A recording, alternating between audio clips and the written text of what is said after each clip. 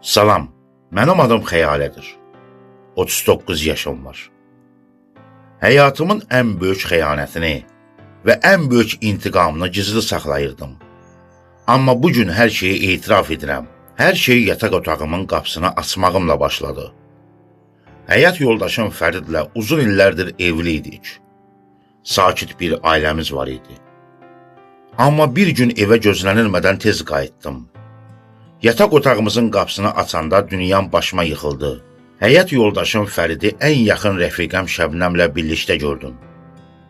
O an beynim dondu. Hiss etdiyim acını sizə izah edə bilmərəm.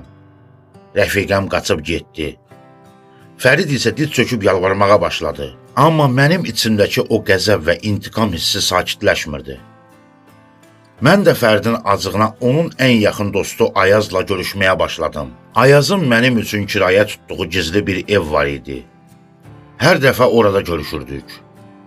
Fərid mənim ona etdiyim bu intiqamı öyrənəndə artıq hər şey üçün çox gec idi. Hər iki tərəf də bir-birini ən ağır şəkildə yaralamışdı.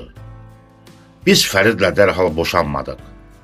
Amma mən uşaqlarımı da götürüb bir müddət atamgildə yaşadım. O ayrı qaldığımız aylarda həm Fərid, həm də mən etdiyimiz səhvlərin nə qədər böyük olduğunu, ailəmizi necə uçuruma apardığımızı başa düşdük.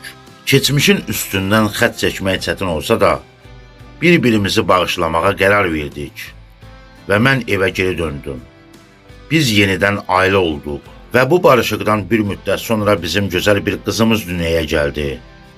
Qızımızın gəlişi evimizə elə bir huzur gətirdi ki, indi çox xoşbəxtdik. Hətta Fəridlə dostu Ayaz da qarşı-qarşıya gəlib danışdılar və bir-birlərini bağışlayıb barışdılar. Biz bir-birimizə ən ağır zərbələri vurduq. Amma uşaqlarımız və sevgimiz üçün hər şeyi geridə qoymağı bacardıq. İndi keçmişə baxanda hər ikimiz sadəcə peşmançılıq hissi keçiririk. Hətta rəfiqəm Şəbnəm də dəfələrlə mənə zəng vurub bağışlanmağını istəyib. Sizcə xəyanətə xəyanətlə cavab verib sonra yenidən barışmaq düzgün bir qərardır? Mən rəfiqəm Şəbnəmi bağışlamalıyam? Şərhlərdə fikirlərinizi yazın.